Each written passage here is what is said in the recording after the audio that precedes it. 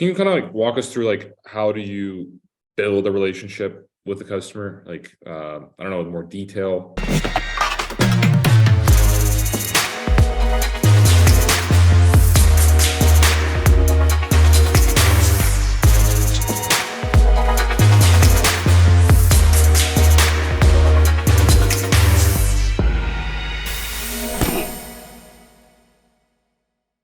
I mean, anyone can do it and anyone can be successful if they do it the right way.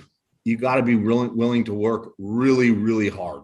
I mean, like really hard.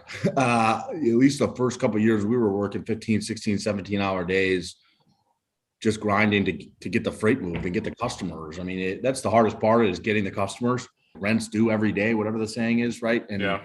my thought behind that is you could service customers well for 5 years. One specific customer, you could take care of them 20 loads a day for 5 years. And if you start slacking for even a week or two, there are 50, 100 brokers right behind you who want that business. And it doesn't take long before that shipper's going to consider giving it away.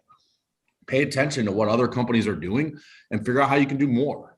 Right? You don't have to go build a bunch of fancy technology day one to be successful. You just got to find a way to get in with some customers and service them really, really well, grow with them. And you got to build a network of drivers and carriers. I think that's one of the biggest areas of opportunity for companies. Yeah.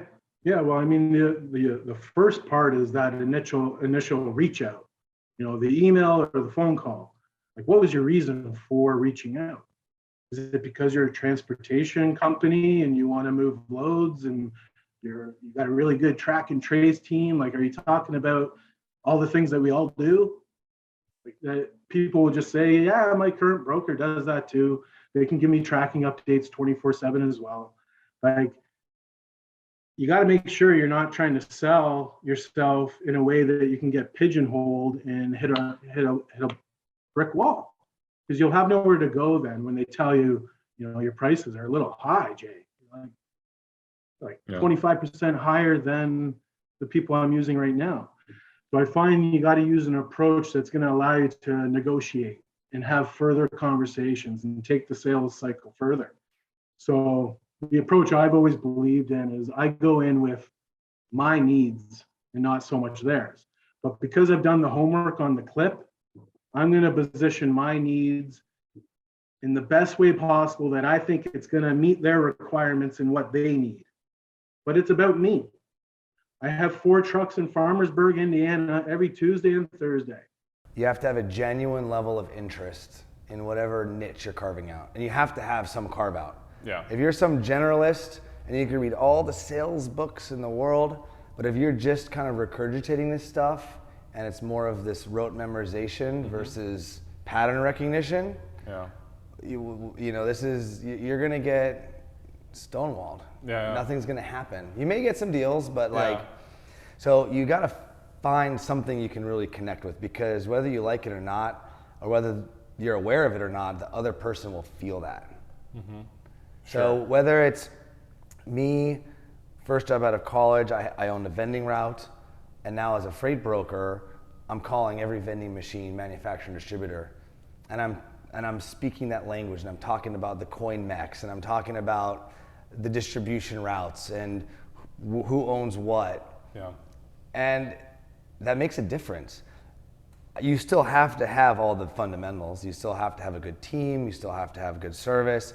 Those are all just, I think, entry tickets. Sure. But once you're in the show, what are you about? Yeah. I think the biggest one out there is the ones that don't do their homework in regards to before they make a call, right? Or they send you the spam email or the probing email, and it doesn't show that they've taken the time to educate themselves about the company. And so a lot of times I'll get a lot of emails around, hey, do you want to track your business? Do you know how to track your product? Do you want to use warehousing? And it tells me right there, you never heard of Walmart before? I mean, 90% of the population lives within 10 miles of a Walmart store. And so you would think that they would go out and investigate, okay, Walmart has 95 plus distribution centers, most of them within 2 million square feet or greater size. So warehousing is probably not going to be something that we're going to want to do. I, for one, in a lot of situations, am willing to pay for better service. I'd much rather be able to go to sleep at night and not think about like what's going on with my shipments. The broker that I'm working with, or the various brokers that I'm working with, that's my sourcing arm. I don't have the resources, nor do I really want to dedicate the resources to be cold calling Joe's Trucking in Texas because I'm looking to set up a program. I have no information about Joe or his business. I have no historical data. Whereas a broker, I can go to my guy and say, I'm going to stand up this lane, and they're going to pull up their TMS and be like, these 5 carriers run this for us consistently. Here's our best performer. And like they've already done something that I may never even achieve with a team of carrier sales reps, because I may not just be having conversations with these carriers. And so putting that on them, being as transparent as possible, but also being real, like, I need driver contact info. Like, I'm never going to steal your carrier. This is all through you, but I need contact info. I need, like the most proactive of updates possible from you. We'll put requirements in there, especially like now with things of like your driver must be pre-fueled. We have like very strict transit time requirements that we're implementing for this load. Other things like that again, like if you're not dealing with a broker who feels invested and like wants to work with you, they're gonna tell you to kick rocks. They can go find easier business out there. But that really like started at Reinhardt out of necessity because of everything you're talking about with these produce loads. It's not for the. You really got to be dedicated to wanting to do that stuff to be able to do it well.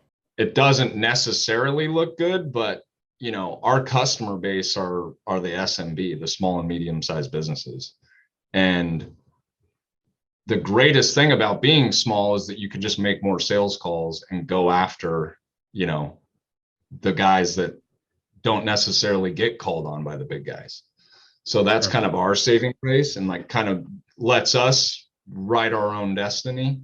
If we, let's say, the market kind of tanks, we can still change our destiny by going and making more sales calls. That's how I've always kind of preached it. And it's always been, kind of fortuitous as like that, because like you can make the change that you need, I mean, you really have to stand out and really lean on your relationship building skills to, turn customers these days. I mean, currently. Sure. So how do you stand out? Like, what's your process behind that? I mean, finding something, relationship building. I mean, you got to find something that you have in common with these people. I mean, people at shippers right now are getting blown up 35 times a day, minimum, absolute minimum, every day, from brokerages trying to, get additional freight, turn them down, and they have to say the same canned line every time. Hey, we're good right now. Hey, we're good right now. Oh, we don't ship. The same, rejections that you hear, all the time. But standing out is finding something in common. Maybe not even talk about freight. Say, hey, I see that you're a part of this network. Are you going to some expo? Or hey, they have this thing coming to Tampa, or about something that's not even about freight. Just something similar, something in common. Stand out. Come. Ask a different question, as opposed to, hey, can I learn a little bit about your freight? Or hey, what's your process of onboarding carriers? Hey, I have trucks in your area. Can I put one of my trucks on one of your loads?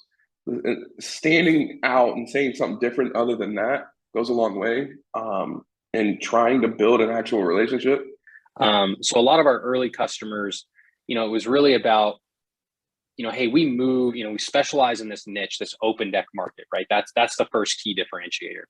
And so when we talk to customers, whether they're going to use our technology or have their own, or will integrate one way or the other, it was really about, why are you different than the other 10 brokers that I have in my mix? And that was a core competency. Like, hey, like, we really want to focus on this open deck space. It's an area where most people fail.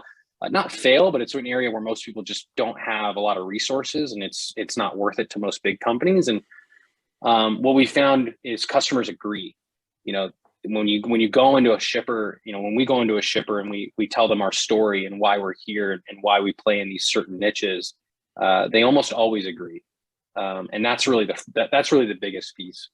We would cold call customers, and we would, you know, you try to have some institutional knowledge about their business and bring up something that, you know, they can tell that you know what you're talking about.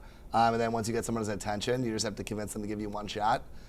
Typically, you know, once I get on the phone with a prospect, it's pretty easy to get them to give you a shot, just because, like, what do they have to lose? You know, are you working with brokers already? Yes. You know, like, do you have freight today? Yes.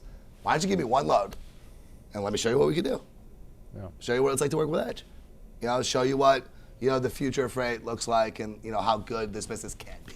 You know? And if you say, you know, and then you get a shot, and then, you know, it's all about just picking up and delivering loads on time. You know, if you pick up and deliver one load on time, they'll give you 2 more. Pick up and deliver 2, they'll give you 4 more. You know what I mean? That's just how this business works. You know, I always tell everybody, you know, the big secret about freight brokerage is that, you know, you don't make any money by getting paid more than everybody else does.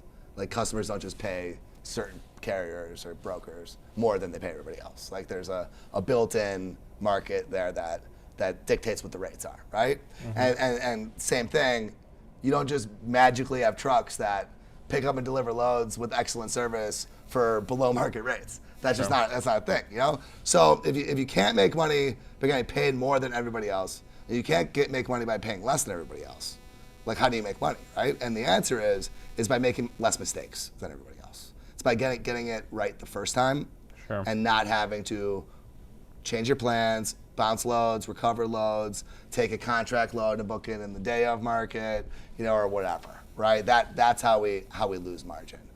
So if we're able to not just book, you know, the first cheapest carrier, but the best long-term fit for that customer, for that case, for that lane, for that load, whatever it may be, you know, that's what we want to do. And capacity points us in that direction faster than we've ever been able to get there before. And instead of, you know, banging our head against the wall, you know, talking to carriers calling it off the DAT or truck stop, or, you know, going on, you know, terminal search lists or carrier 411 lists, or, you know, whatever the old school sourcing tactics were, if we could just, like, use data to find out what the carriers are really doing and what their fleets really look like and where they really are, and then offer them loads based on, you know, what they're really doing in real time, then we can have way better matching, and we can get to that right answer faster. Thanks for tuning in to the Daily FreightCaviar Podcast. If you enjoyed the podcast, or if you didn't, leave a review. Let me know what you think. I appreciate any feedback. If you'd like to have more FreightCaviar content, go to FreightCaviar.com and subscribe to my email newsletter.